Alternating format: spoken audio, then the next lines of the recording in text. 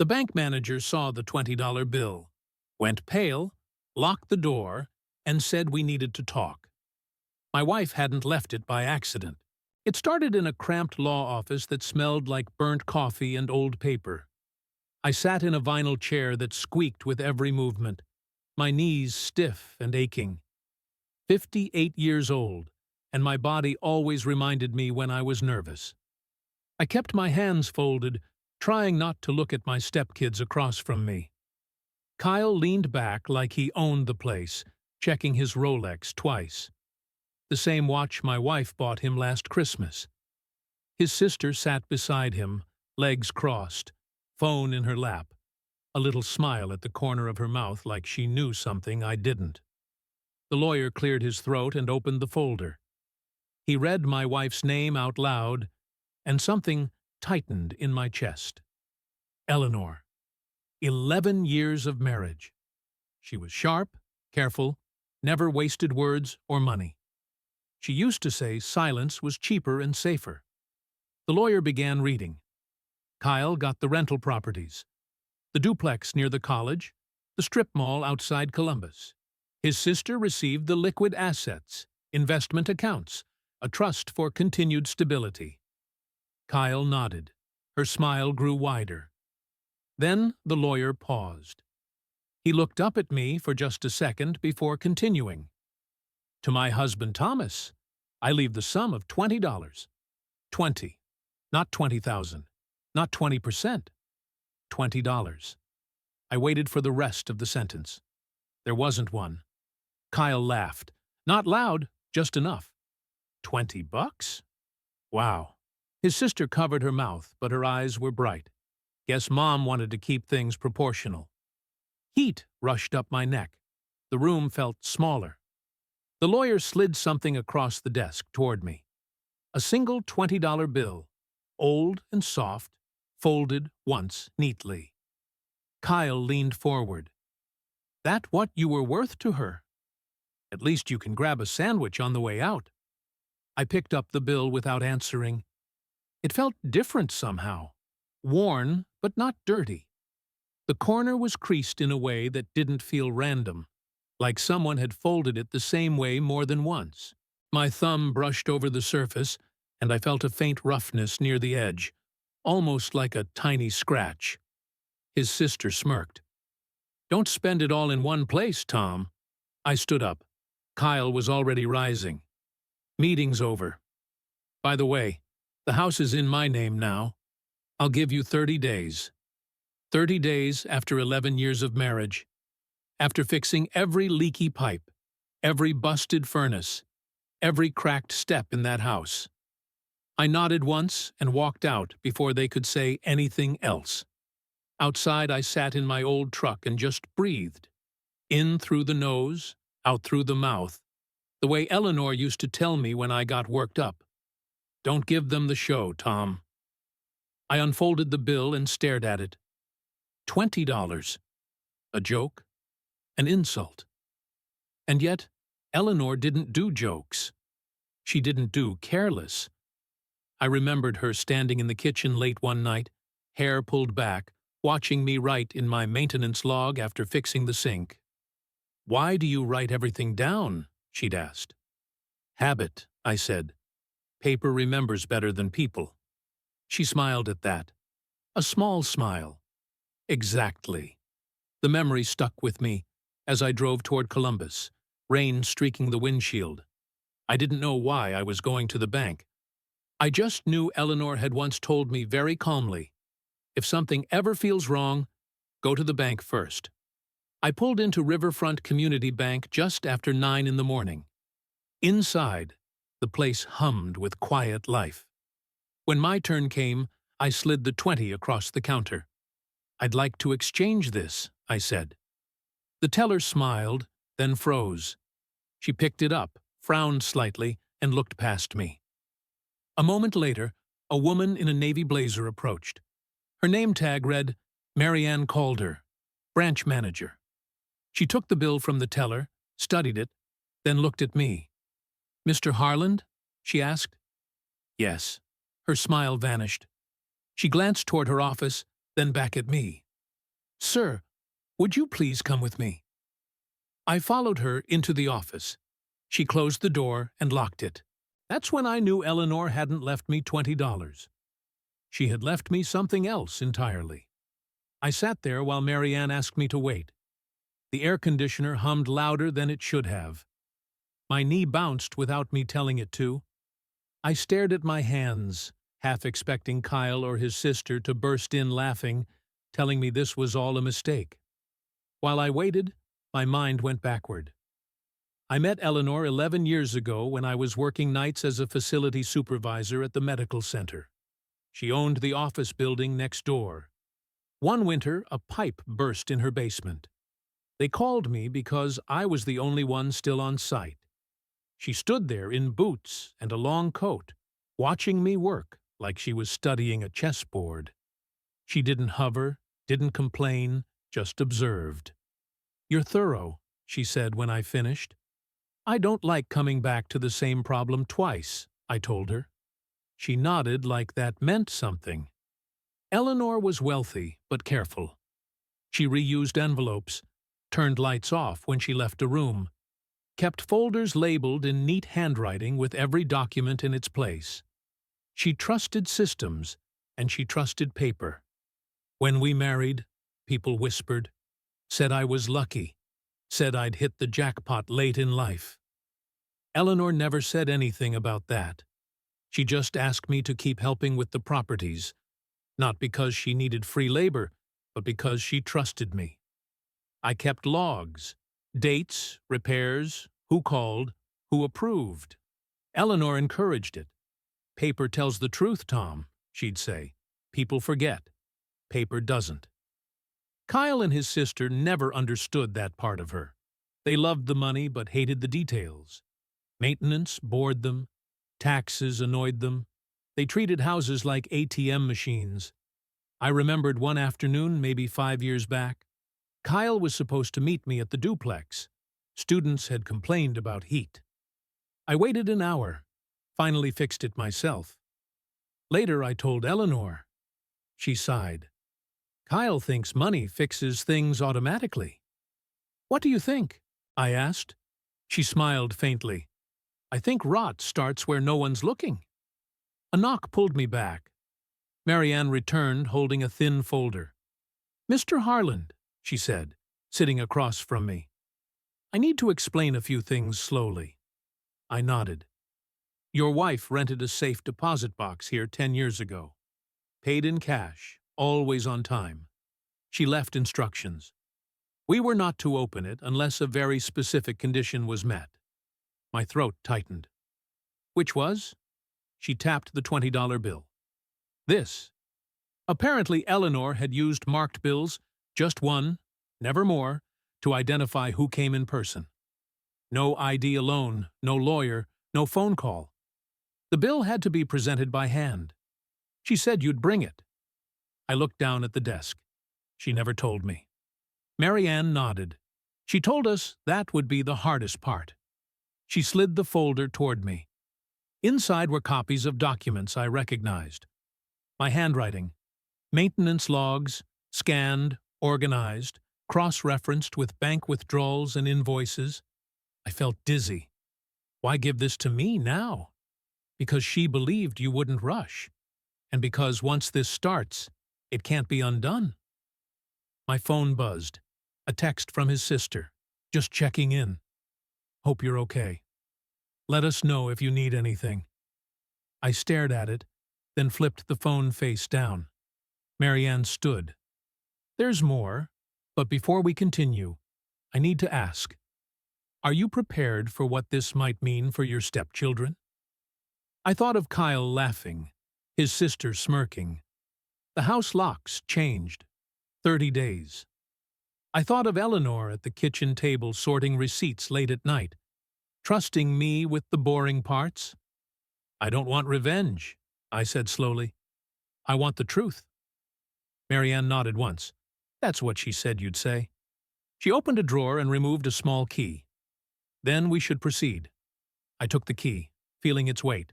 Not heavy, just enough. As I stood, I felt it. The shift. The quiet understanding that Eleanor hadn't erased me. She'd positioned me carefully, patiently. And whatever Kyle and his sister thought they'd inherited, it wasn't as clean as they believed. The elevator down to the vault moved slower than it should have. Or maybe that was just my nerves. The soft whir of cables, the faint click as it passed each floor. It all felt louder, sharper. Marianne stood beside me, hands folded, professional but not distant. When the doors opened, cool air rolled out. The vault hallway smelled like metal and disinfectant, cold enough to raise goosebumps. Marianne led me to a steel door, and another employee waited there. A young man with wire-rimmed glasses who nodded without smiling. Keys clinked. The door opened with a low, heavy groan. Inside, Marianne unlocked a narrow box and carried it to a small table. She opened it carefully, like she was handling something fragile. "Your wife was precise," she said. "Everything here is labeled, dated, cross-checked." Inside were folders neatly arranged, USB drives, a sealed envelope with my name written in Eleanor's tidy script. My chest tightened. Marianne handed me the envelope. "You can read that later. For now, you should understand the structure." She explained it plainly. No jargon. Eleanor had created a compliance trigger tied to the estate. Not a trap exactly, more like a lock. If certain discrepancies appeared, and if the right person noticed them, everything paused. "The right person was you," Marianne said. I flipped through the folders. My maintenance logs were there, copies of invoices I'd questioned, notes I'd made in the margins years ago. Payment doesn't match work. No repair observed. Follow up. She believed you'd recognize the pattern, Marianne said, and that you'd wait. Wait for what? For proof, she said simply. When I left the bank, the sky had cleared. Sunlight bounced off windshields. I sat in my truck for a long moment, the key resting in my palm. It felt warm now. My phone buzzed again. This time, it was Kyle. "Hey, Tom," he said when I answered, voice smooth. "Just checking in. Thought we could talk." "About what?" "About keeping things simple. No need to drag this out. Mom's gone. Let's move on." I pictured him in his office, feet up, already planning which property to sell first. "I'm busy," I said. "Busy doing what?" I looked at the bank behind me, sorting paperwork. He laughed lightly. "Figures." We hung up. That night I stayed at a motel off Route 33. Cheap place, clean enough. I spread the folders out on the bed and went through them one by one, slow and steady. The pattern was there. Invoices for repairs that never happened. Withdrawals that lined up with Kyle's vacations. His sister's consulting fees paid to an LLC she controlled. Small amounts spread out. The kind of thing no one notices unless they're looking, unless they're the maintenance man. I slept maybe 3 hours. In the morning I called an old friend from the VFW, a CPA named Frank, who'd helped me with taxes before. I didn't accuse, I just asked him to look. By noon he called back. "Tom," he said carefully, "this isn't sloppy. It's deliberate." My stomach sank. "What do I do?" Frank paused. "You do it clean. You don't touch the money. You let the papers speak." That afternoon, his sister showed up at the motel. She knocked like she owned the door. "I was worried," she said, stepping inside without waiting. "Kyle says you've been quiet." "I've been reading," I said. She glanced at the folders, then quickly away. "Look," she said, lowering her voice. "We don't need to make this ugly." She slid an envelope onto the table. I didn't open it.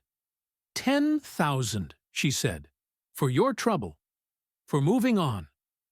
I picked up the $20 bill from my wallet and placed it beside the envelope. Her eyes flicked to it just for a second. "I think your mom wanted me to read," I said, "not sign."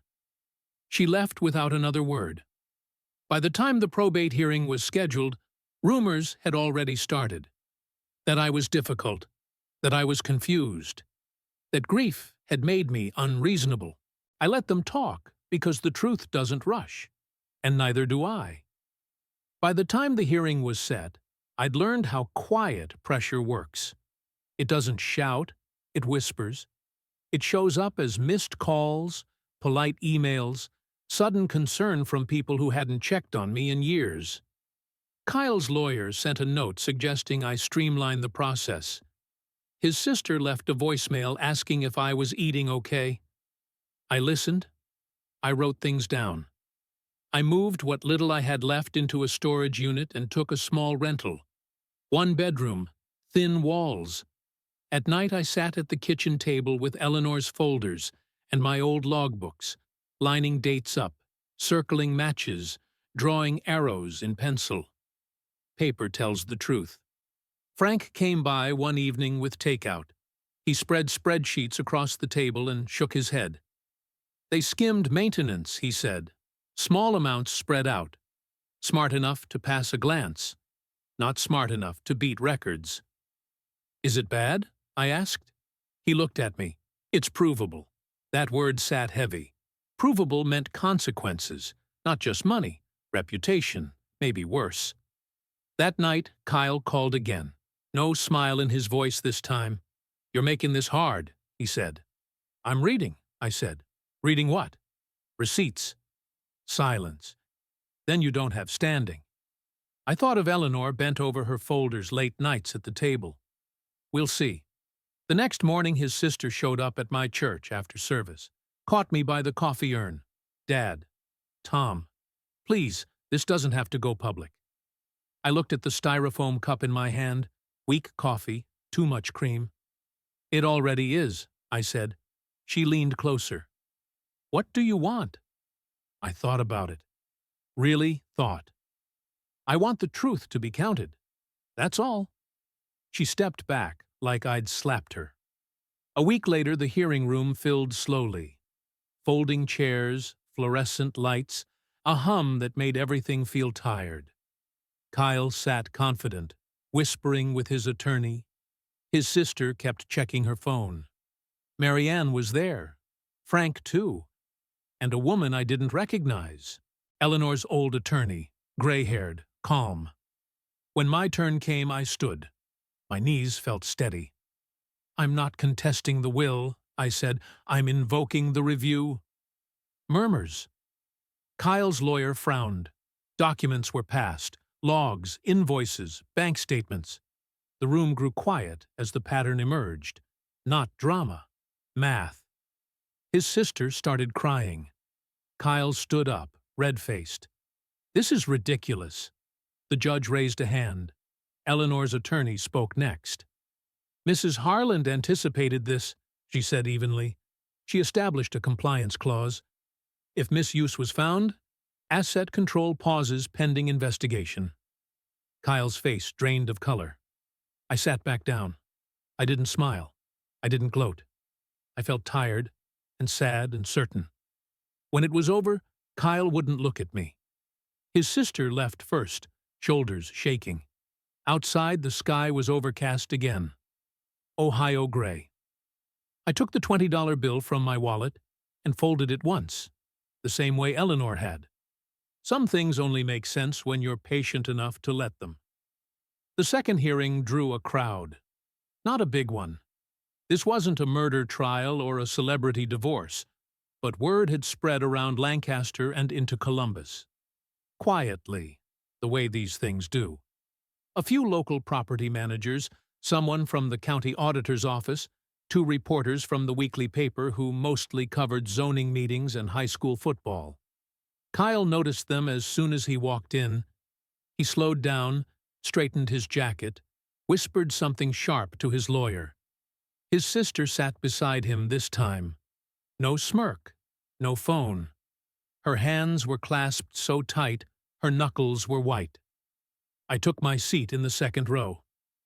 Marianne sat behind me. Frank gave me a small nod from across the aisle. Eleanor's attorney arrived last, carrying a single leather binder. The judge called the room to order. Kyle's lawyer opened with confidence. He talked about grief, about misunderstandings, about how families fall apart when emotions run high. He said my logs were interpretations. He said invoices could be confusing. He said I was a maintenance man, not an accountant. I didn't react. When he finished, the judge nodded once and turned to Eleanor's attorney. She stood slowly. "Your Honor," she said, "this case isn't about emotion, it's about records." She didn't raise her voice. She didn't pace. She simply opened the binder. She called the county auditor first. A quiet woman who explained how reported maintenance expenses didn't align with observed repairs. Then, a representative from the bank confirmed the withdrawal patterns. Frank followed, walking the room through spreadsheets in plain English, pointing out dates, amounts, repetition. Each time Kyle shifted in his seat. His sister stared straight ahead. Then Eleanor's attorney turned to me. "Mr. Harland," she said, "why don't you explain how you kept your logs?" I stood. "I wrote things down when they happened," I said.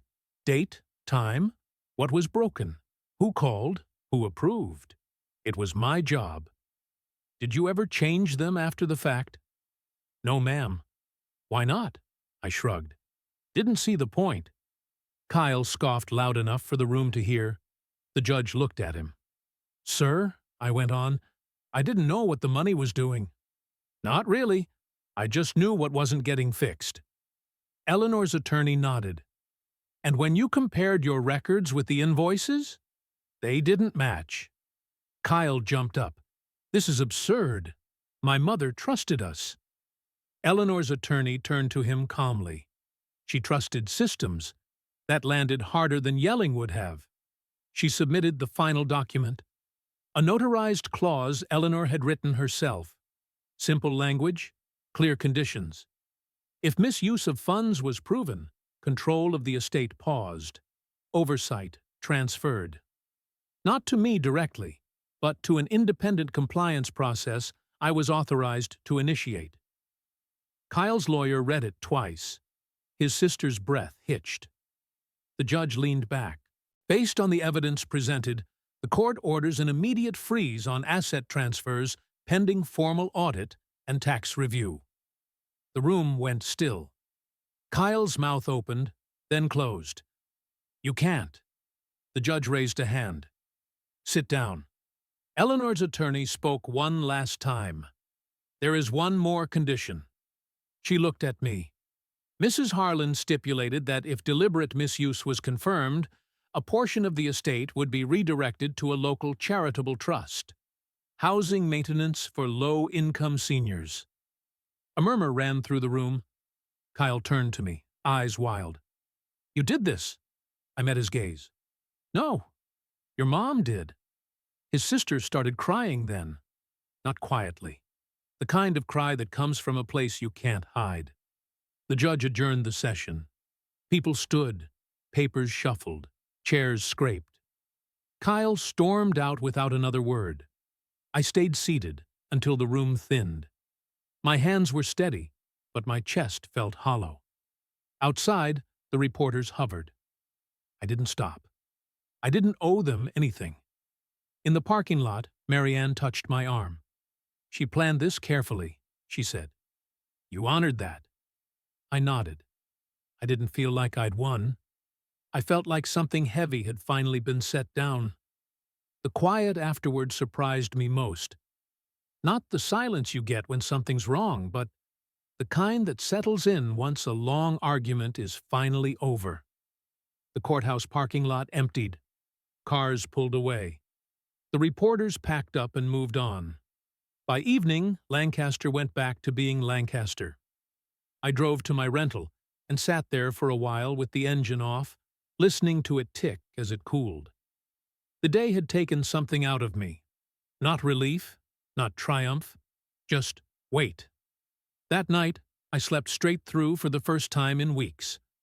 Life didn't change overnight. It never does. The audit took months.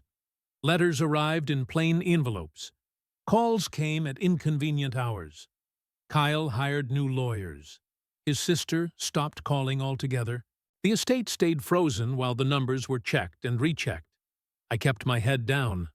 I found work fixing small things. Porches, leaky faucets, loose railings for folks around town who knew me from church or the VFW. Cash jobs, honest jobs. The kind where you shake hands and look someone in the eye. One morning, I helped Mrs. Dunlap 2 houses down replace a busted screen door. She tried to pay me extra. "No need," I said. "Door just needed tightening." She smiled. "Your wife would be proud." I didn't trust my voice enough to answer. Weeks later, Marianne called. "It's finished," she said. The audit confirmed what the logs already knew. Deliberate misuse, patterned withdrawals, false invoices. Enough to trigger Eleanor's clause fully. The estate shifted the way she'd planned. Part to restitution, part to taxes, part to that small charitable trust for housing maintenance. Quiet help for people who couldn't afford loud solutions. Kyle lost control. His sister, too. I didn't gain millions. I didn't want them. I gained something steadier. I moved into a small house on the edge of town. White siding, cracked steps. I fixed myself the first weekend. On Saturday mornings, I sat on the porch with a mug of coffee and listened to lawnmowers start up one by one down the street. Sometimes I thought about Eleanor, about how carefully she'd arranged things, how she trusted me with the boring parts, the unglamorous details that end up mattering most. One evening, I pulled the $20 bill from my wallet. It was softer now, more worn, the crease still there. I didn't spend it. I slid it into an envelope with my old logbook and set it in a drawer. Not as a trophy, as a reminder. In a world full of big numbers and loud promises, the truth doesn't need volume. It needs patience. It needs someone willing to pay attention, someone willing to wait. Eleanor knew that. Thanks for watching. If you enjoyed this story, please like and subscribe.